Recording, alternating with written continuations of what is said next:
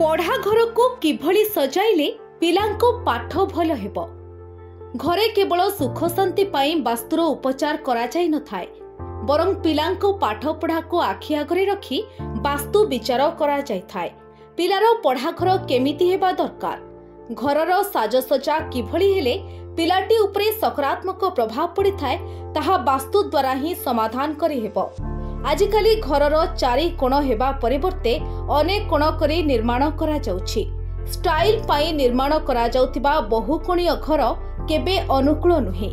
पाठ पढ़ा घर जदि चारि कोणरू अधिक हुए पिलाटी उपरे नकारात्मक प्रभाव पड़ी थाए। पढ़ा टेबुल आयतकार भावरे हेबा दरकार, अर्थात 1:2 रे हेले भलो।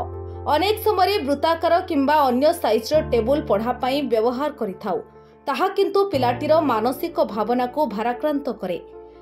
पढ़ा टेबुल उपरे ग्लास पकाई व्यवहार करंतु नाही, बरं जदि दरकार पड़ुछि दामी काठरे व्यवहार करिबा भलो। पढ़ा घरे कोनोसी सिनेमा किंबा फैशन डिजाइनर को फोटो लगाइबा अनुचित। यह मन मध्यरे नकारात्मक भावना सृष्टि करबा सहित पाठ पढ़ारे मन केंद्रीभूत होई न थाए।